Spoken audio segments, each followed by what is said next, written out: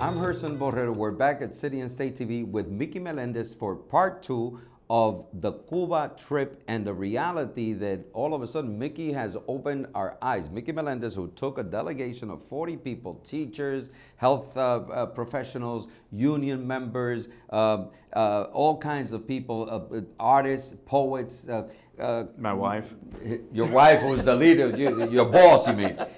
And they just got back from a week in Cuba. You've taken, for the past 5 years, you've taken groups that have been as much as 60, 70 people.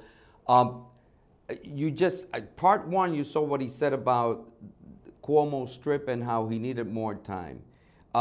Just before we move on to, I want to talk about the Cuban Five that were released, and I know that were part of a reception that happened for your group, in which I think 4 of them came to actually visit, and you'll explain why, at Casa Puerto Rico.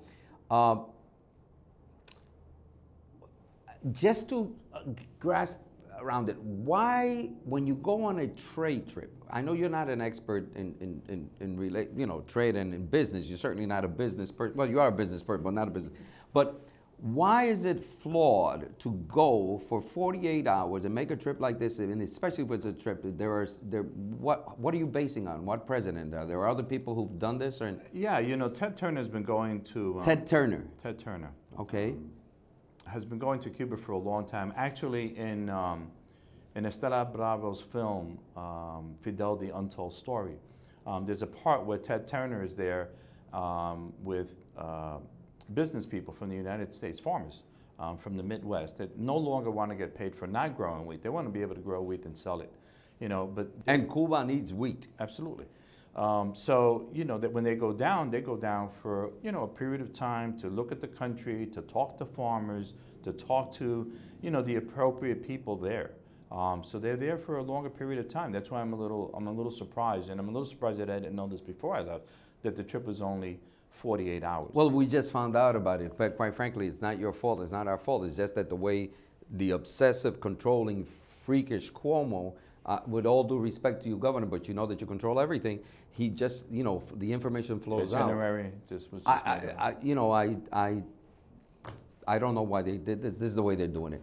Is that so? That it's already a trip that has, as Gabriel Garcia Marquez would say, crónica de un fracaso anunciado. You translate that yourself, but you know. So, having said that, let's move on. The trip itself, when you got there, you bring all these people. Some of them been there for the first time. Some had, for example, Dr. Luis Reyes hadn't been there in 30 years. This is a second trip. So what happened there? Let's concentrate. I know you went to the regular things that tourists want to do and purchase things. The process of these entrepreneurs, these individual sellers that are allowed to sell what they make with their hands, the souvenirs that people bring back.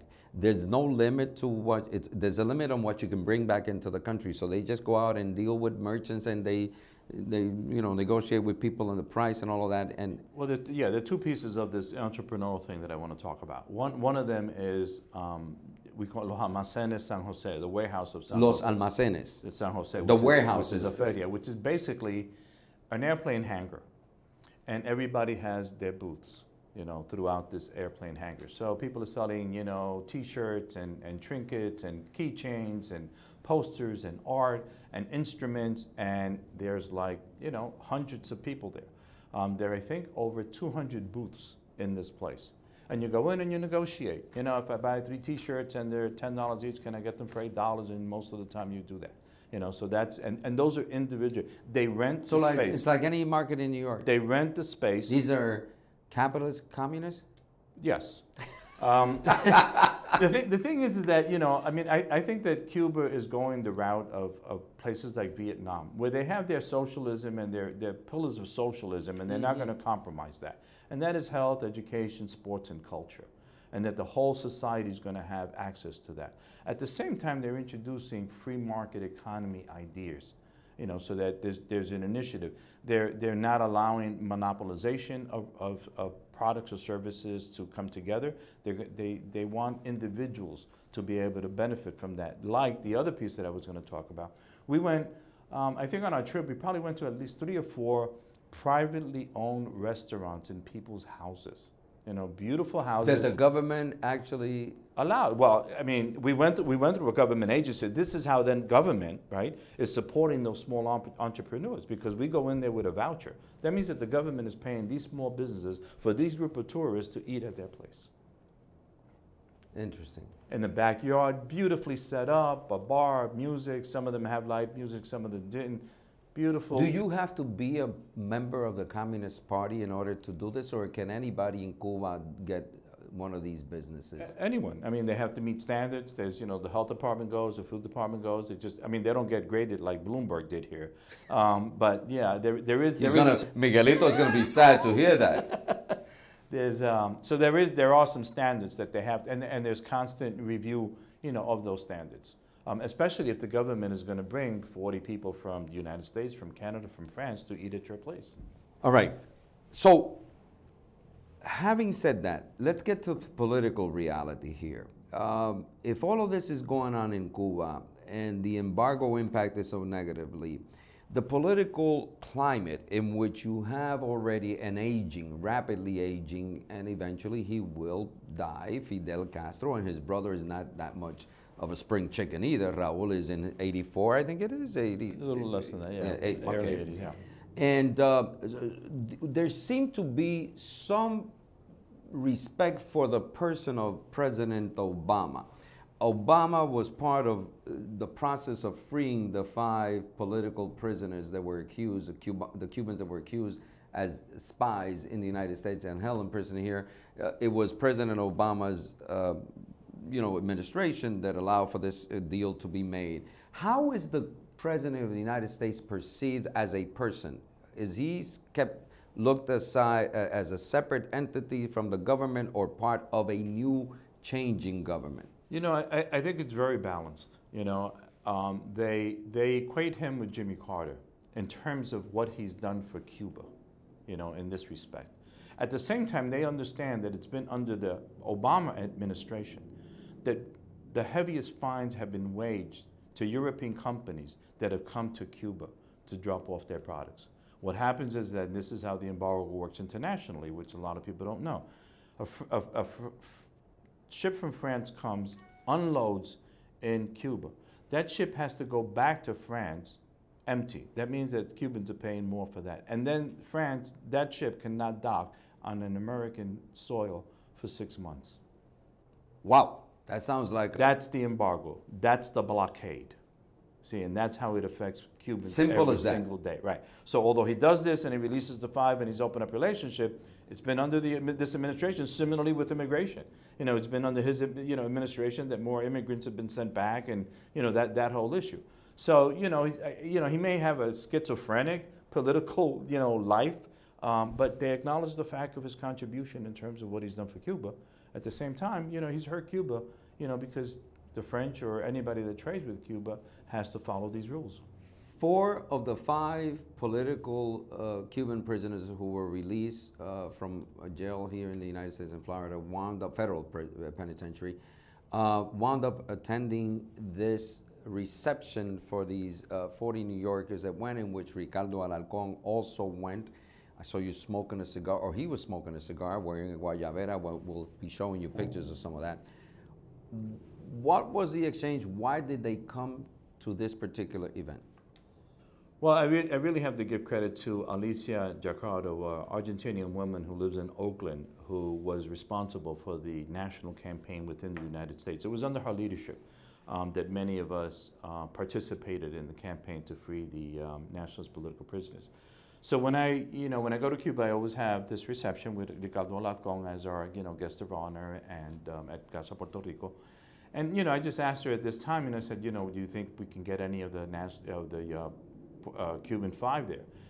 So the first person that she talked to, which is the person that she's had most contact with while he was in prison, was Geraldo Hernandez, and one of the Cuban 5. Of the Cuban 5, and and basically, this happened, I believe, and I call it's the one call I did make when I got back on Tuesday to thank her. I think it was her phone call with Geraldo that we're able to get everyone there. The only reason why the fifth one wasn't there, Antonio, was because he was all the way on the other side of the island in Santiago. You know, had he been, he said that had he been anywhere east of Santa Clara, he would have been in Havana. Yeah, but to understand, Cuba is not just La Habana. So just to make that clear. Right. So they were, the four that were there, they came in, what happened? What was the exchange? Well, you know, they came in, they came in a little early. You know, I always meet with Ricardo early just so that we can have a little time, because once the reception comes, you know, people talk to him, and I want him to have access to people, and I want people to have access to him. And likewise with the Cuban Five. So they came in, you know, we talked, we had an exchange, you know, I mean, we're hugging each other. I'm saying thank you, they're saying thank you to me, I'm saying thank you to them. So it went like that for a little while. And then we started the reception. And for me, it was an extremely emotional moment for me, you know, and I kind of lost it when I was, you know, here I introduced them, they get up, everybody stands up and gives them a standing ovation. And then I start talking about, you know, that the one thing for me for this trip, which makes that trip special, was that I no longer had to talk about freeing the five, that they were here. Or giving a status report as to what the campaign was. That's right. And as I finished that, you know, Cynthia, my wife, you know, kind of makes a beeline asking me for the microphone, and of course I'm going to give it to her. You better. And she did a wonderful thing, because we knew the wives. You know, the wives were like friends of ours. Every time we go, we saw them. And she did this really, really wonderful thing, acknowledging the sadness and the emptiness of those women, their courage to go throughout the world to raise the issue of the five, and the happiness that she saw in their eyes because their husbands were next to them. Family. And then she gave me the bike back, thank God. Okay, and to make it clear, there's two sides to a story, and then there's the truth. There's a side of the U.S. accusation against these 5 Cuban spies who were caught here doing something that the U.S. couldn't allow.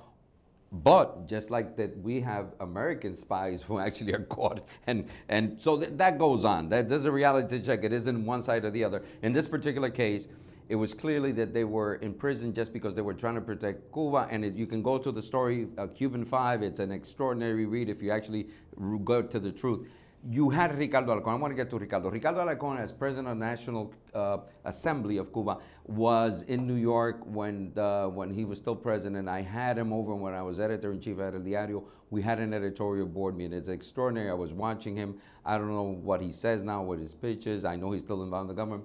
That is the only time that I have interviewed a major political figure in the United States, and senators and a whole bunch of people, in which he came to El Diario.